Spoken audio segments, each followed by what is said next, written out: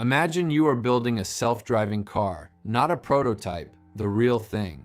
A vehicle that can see everything around it, process what it sees, decide what to do, and do it fast enough to avoid hitting anything. Right now, the best systems in the world require processors drawing over 100 watts of power, banks of sensors, millions of lines of code, and years of training data. And they still fail. In rain, in fog, in situations no one programmed them for. The best engineers at MIT, Carnegie Mellon, and DARPA have been working on this problem for decades. Billions of dollars spent, and the system still isn't solved. Now, there is an animal, floating somewhere in a warm, shallow lagoon right now, translucent as glass, smaller than your fist, that solves this problem perfectly. Every second of every day, with no computer, no processor, no brain. It has 24 eyes, and science still cannot fully explain how it uses them. The box jellyfish, class Cubozoa. It looks exactly like what you imagine when you hear the word jellyfish. A pale, pulsing bell, long trailing tentacles drifting through shallow tropical water. Except it isn't drifting. That's the first thing that surprises researchers who study it. Box jellyfish swim with purpose. They navigate, they change direction. They avoid obstacles. They return day after day to the same feeding grounds, inside the same mangrove lagoons, without a GPS, without a map, and without anything resembling a brain. A fully grown box jellyfish measures up to 20 centimeters along each side of its cube-shaped bell. Its tentacles can extend 3 meters. But the species scientists study most intensely, Tripodalia cystophora, a Caribbean species that has become the research standard, is barely the size of a grape, 6 to 9 millimeters across. And inside that grape-sized bell, this animal has built something that has no business existing. 24 eyes, not simple light-detecting pits. 24 actual eyes arranged in 4 clusters of 6. Embedded in 4 sensory organs called rhopalia, one on each side of its square body. And here's where it stops making sense. Each rhopalium contains 6 eyes of 4 completely different types. Not variations of the same eye, 4 different eyes, built differently, facing different directions, solving different problems. Simultaneously, no other animal on Earth organizes its vision this way. Now consider what this animal does not have. No brain, not a small brain, not a primitive brain, no centralized processing organ of any kind. Its entire nervous system, all 4 rhopalia, plus the ring nerve that connects them, contains approximately 4,000 neurons total. A fruit fly has 250,000. A human has 86 billion. The box jellyfish, with 4,000 neurons, sees the world through 24 eyes, navigates complex environments, avoids obstacles in real time, and, as scientists discovered in 2023, learns from experience. Something about this is wrong, or rather, something about our assumptions is wrong. The box jellyfish, class Cubozoa. It looks exactly like what you imagine when you hear the word jellyfish. A pale, pulsing bell, long trailing tentacles drifting through shallow tropical water. Except it isn't drifting. That's the first thing that surprises researchers who study it. Box jellyfish swim with purpose. They navigate, they change direction, they avoid obstacles. They return day after day to the same feeding grounds inside the same mangrove lagoons, without a GPS, without a map, and without anything resembling a brain. A fully grown box jellyfish measures up to 20 centimeters along each side of its cube-shaped bell. Its tentacles can extend 3 meters. But the species scientists study most intensely, Tripodalia cystophora, a Caribbean species that has become the research standard, is barely the size of a grape, 6 to 9 millimeters across. And inside that grape-sized bell, this animal has built something that has no business existing. 24 eyes, not simple light-detecting pits. 24 actual eyes, arranged in 4 clusters of 6, embedded in 4 sensory organs called rhopalia, one on each side of its square body. And here is where it stops making sense. Each ropalium contains 6 eyes of 4 completely different types, not variations of the same eye. 4 different eyes, built differently, facing different directions, solving different problems simultaneously. No other animal on Earth organizes its vision this way. Now consider what this animal does not have. No brain, not a small brain, not a primitive brain. No centralized processing organ of any kind. Its entire nervous system, all 4 ropalia, plus the ring nerve that connects them,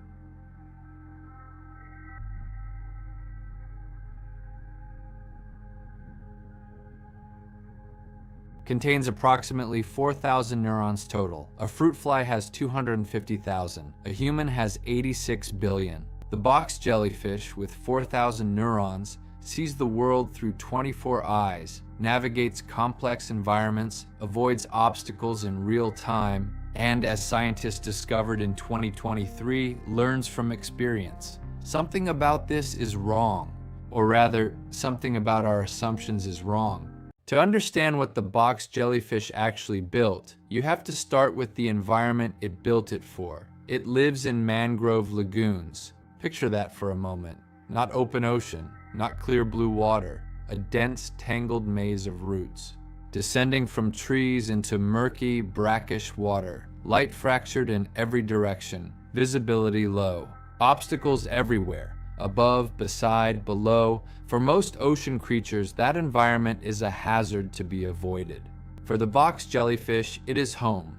It feeds there. It mates there. It returns to the same lagoon, the same feeding corridor, day after day, and getting it wrong. Village lagoon dusk. Getting tangled in mangrove roots is a death sentence. So the box jellyfish needed to solve a navigation problem that would challenge any engineer alive today. How do you find your position in a visually chaotic environment? Avoid moving obstacles in real time. Stay at the right depth and return to the same location repeatedly. With no GPS, no map, and no brain? The answer it evolved is one of the most elegant sensor architectures ever documented in biology. Here's where the physics gets strange. When you look up through the surface of water toward the sky, something remarkable happens to light. All of the world above the surface. The full 180 degrees of the terrestrial horizon, every tree, every cloud, every direction, gets compressed by refraction into a single circular window directly overhead. That window is exactly 97 degrees wide. It is called Snell's window, named after the Dutch mathematician Willebrord Snell, who described the law of refraction in 1621. It is a fixed physical phenomenon. It does not change. 97 degrees always, for any underwater observer anywhere on Earth. The box jellyfish built an eye specifically shaped to look at that window all the time, not occasionally, not when it chooses to look up, permanently, passively, without ever deciding to. The upper lens eye, one of the 6 eyes in each ropalium, is held permanently upward by a crystal-like stone inside the ropalium called a statolith. The statolith works exactly like a pendulum. When the jellyfish tilts, when it pulses, when it turns, when a current pushes it sideways, the statolith swings, and the ropalium rotates on its flexible stalk to keep the upper lens eye pointing straight up. No muscle contraction required, no neural command, no energy expenditure, pure mechanical compensation. Gravity does the work. And here is the part that should give any engineer pause. The visual field of the upper lens eye is approximately 95 to 97 degrees wide. The exact width of Snell's window. That match is not a coincidence. That is hundreds of millions of years of selection, producing a sensor tuned to the precise geometry of a physical law of optics, so that through that single upward glance, the jellyfish can see the entire world above the waterline, every tree, every patch of open sky, every silhouette of mangrove canopy, from as far as 8 meters away. Without ever surfacing, we still cannot manufacture a lens that small, with that degree of optical calibration. But the upper lens eye is only one of 4 eye types. and each one is solving a completely different problem. The lower lens eye faces slightly downward and outward. Its job is not navigation. Its job is collision avoidance, detecting obstacles at close range and triggering an escape turn before impact. Its temporal resolution, the speed at which it can detect changes in light, averages around 8 Hz, slower than you might expect. But that is not a flaw. That temporal filter is deliberate. A slower eye ignores small, fast-moving objects, plankton, particles, visual noise, and responds only to large, slow-moving things. Mangrove roots, predators, walls, exactly the threats that matter. The two slit eyes don't look forward or upward. They form images only in the vertical plane. Researchers believe they function as depth gauges, helping the jellyfish maintain its position in the water column, staying close enough to the surface to feed without breaking through it. And then there are the pit eyes. They don't form images at all. They have no lens. They detect only raw light intensity at the edges of Snell's window. Their function appears to be calibration, constantly measuring whether the rhopalium is pointing in exactly the right direction and triggering micro-corrections in the stalk to keep the other eyes aligned. They are not perceiving the world. They are maintaining the instrument that perceives the world. 4 eye types, 4 dedicated functions, all running simultaneously in a structure the size of a pinhead on a nervous system with 4,000 neurons total. And this is where everything the box jellyfish built stops looking like biology and starts looking like engineering philosophy. Because here is the problem every autonomous system designer faces. When you have multiple sensors, you need something to reconcile them. A camera sees an obstacle, a radar doesn't. Which one is right? A GPS says turn left. A map says the road ends. What does the car do? In every autonomous system humans have built, cars, drones, robots, there is a central processor that receives all sensor inputs, weights them against each other, and produces a single decision. That central processor is expensive. It draws enormous power. It is a single point of failure, and it requires the system to be completely programmed for every possible conflict between sensors in advance. The box jellyfish has none of that. No central processor, no reconciliation layer, no decision architecture. Instead, each eye type is hardwired to trigger one specific behavior and nothing else. Upper lens eye detects the canopy overhead. Swim toward it. Lower lens eye detects a close obstacle. Execute an escape turn. Slit eyes detect depth shift. Adjust swimming depth. Pit eyes detect misalignment. Correct the statolith position. No inputs cross, no conflicts arise, no reconciliation is needed. Because the system was never designed to integrate everything.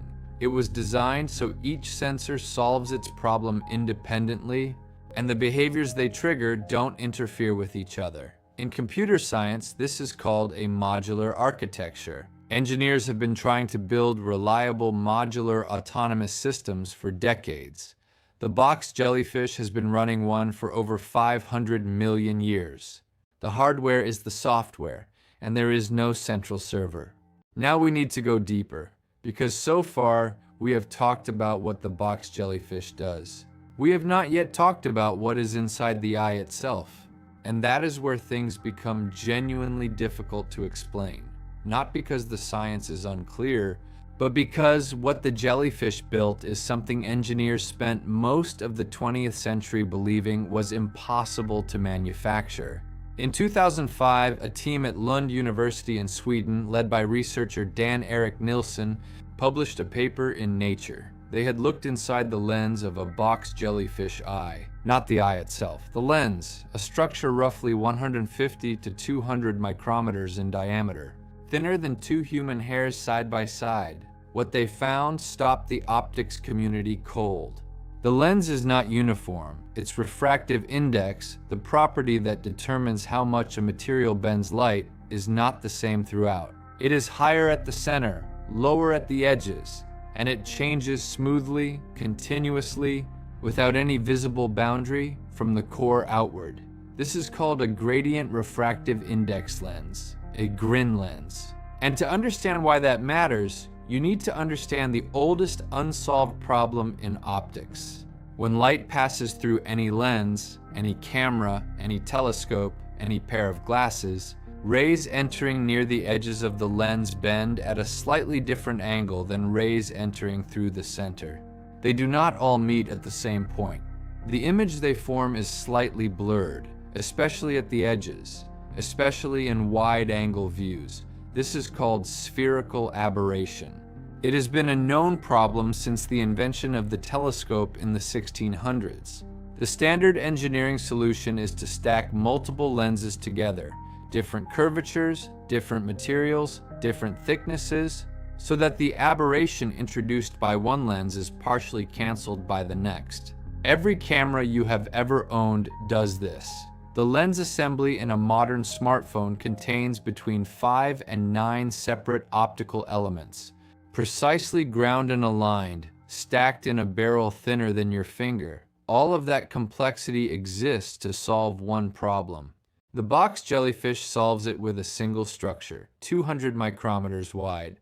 Because when the refractive index of a lens is higher at the center and smoothly decreases toward the edges, light rays entering near the edges are bent back toward the central path by the gradient itself. They all converge at nearly the same point, near zero spherical aberration. In one lens, no stacking, no compensation elements, no alignment required. This entire optical system depends on one thing: a gradient so smooth, so continuous, so precisely calibrated across a structure thinner than a human hair that the engineering community spent decades after the 2005 discovery figuring out how to even begin to replicate it. And we still haven't. Not fully. In 2012, researchers at the US Naval Research Laboratory, working with a manufacturing company called Polymer Plus, built a bio-inspired grin lens from stacked polymer layers. The result was remarkable by engineering standards. The lens outperformed conventional glass at every spatial frequency tested. It weighed an order of magnitude less than the glass equivalent. An f2.25 singlet, one lens, doing the job that glass optics required multiple elements to achieve. It was a genuine breakthrough. But it was not what the jellyfish built. The Naval Research Lens was constructed by stacking discrete layers. Dozens of thin polymer sheets of slightly different refractive index laminated one on top of another, each step in the gradient approximated by a new physical layer. There are seams, there are boundaries. The gradient is not continuous. It is a staircase pretending to be a slope. The jellyfish lens has no layers, no seams, no approximation. The gradient is grown, protein by protein, during the animal's development, continuously variable at the molecular level. No manufacturing process humans currently possess can produce a truly continuous refractive index gradient at that scale, in that geometry, with that precision. That is not a marginal gap. That is the difference between what the best optical engineers alive today can manufacture in a laboratory and what a jellyfish assembles automatically as it grows from a larva. But the lenses are only half the story, because in 2023 something happened that reframed the entire conversation about what the box jellyfish nervous system is capable of. Scientists from Kiel University in Germany and the University of Copenhagen published a study in Current Biology. They built a circular tank. The walls of the tank were painted with alternating gray and white vertical stripes, chosen because they approximate the blurry visual contrast of mangrove roots seen through murky water. They placed box jellyfish in the tank, and they watched what happened. In the first few minutes, the jellyfish swam normally. They collided with the walls. They bounced off. They kept swimming. Then something changed. Over the next few minutes, across roughly 5 encounters with the striped walls, the jellyfish started adjusting. Their average distance from the walls increased by 50%. Their successful avoidance turns quadrupled. Their rate of wall collisions dropped by half. The researchers were careful about what they claimed. This is not instinct. Instinct does not update. Instinct does not get better with repetition. This is associative learning, the modification of behavior based on experience. The same category of learning used by dogs, by rats, by humans. The box jellyfish is doing it with 4,000 neurons. A fruit fly, with 250,000 neurons, has not demonstrated this. And here is the question that the paper ended on, the question that nobody in the field can answer. The box jellyfish has 4 rhopalia, 4 independent clusters of neurons, 4 separate nervous systems effectively connected only by a shared ring nerve. The experiment showed the jellyfish as a whole learned. But which rhopalium learned? All 4 simultaneously? 1? And then the information propagated? If you removed 1 rhopalium after training, would the jellyfish still avoid the walls? Would it have lost a quarter of what it learned, or none of it? Neurobiologist Gaël Baton-Amiot described the problem directly. They have 4 of these things in their bodies. So how does that work? How is this coordinated? Nobody knows. There is no model in neuroscience that describes how 4 independent learning centers reconcile their experiences into a single coherent behavior without a central brain to adjudicate between them. No one has built a computing system that works this way. No one fully understands how an animal already does. These are not rhetorical questions left open for dramatic effect. They are published, active, unresolved research problems sitting at the exact intersection of neuroscience, distributed computing, and AI architecture, and the box jellyfish has been running the answer quietly in warm lagoons around the world for over 500 million years. Step back for a moment. Look at what this animal actually is. Not a simple organism, not a primitive invertebrate drifting on instinct. A distributed visual system with 4 independent learning nodes, each containing 6 eyes of 4 different types, each type hardwired to one specific behavior. Each rhopalium stabilized mechanically by a crystal pendulum that requires 0 neural energy to operate, all of it running simultaneously, processing 4 separate streams of environmental information, producing coordinated navigation, obstacle avoidance, depth control, and learned behavior. In an animal the size of a grape with no brain on 4,000 neurons. The German Research Foundation understood the implication. In 2021, they funded a program at Kiel University, 11.5 million euros over 4 years, called Neurotronics. The explicit goal: transfer what the box jellyfish does neurologically onto silicon. Not study it, not model it abstractly, transfer it. Jan Bielecki, the lead researcher, described the ambition plainly. We want to stick them on a chip. The target is hardware that learns the way rhopalia learn, locally, at the sensor level, without routing everything through a central processor, without a server farm, without 100 watts of continuous power draw. Robots that navigate dense environments on the energy budget of a wristwatch battery. Drones that adapt to new obstacles in real time without being retrained. Distributed AI systems where intelligence lives at the edge, not the center. And beyond robotics, medical endoscopes with lenses thinner and lighter than anything manufacturable today, guided by optics grown rather than ground, implantable cameras, surgical instruments. Vision systems for environments where current hardware is too large, too fragile, or too power-hungry to survive.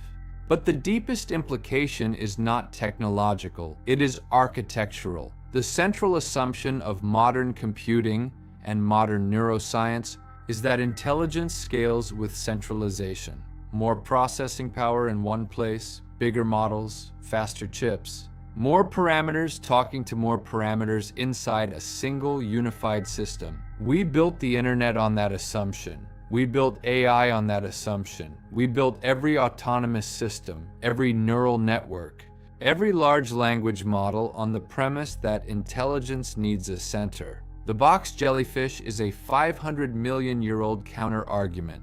It never centralized, it specialized.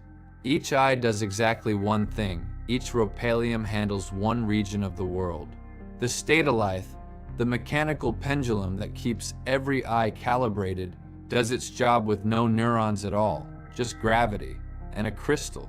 The result is a system that is simultaneously simpler than anything we would design and more robust than anything we have built. There is no single point of failure. If one ropallium is damaged, the other three continue. If one eye type is compromised, the other three still function. The architecture is distributed by design, not as a backup system, as the primary design. We have spent decades trying to build autonomous systems that can navigate, adapt, and survive in environments they were not specifically programmed for. We have spent billions. We have involved the best institutions on the planet, and the most reliable version of that system is currently floating in a mangrove lagoon somewhere in the Caribbean. 24 eyes, no brain.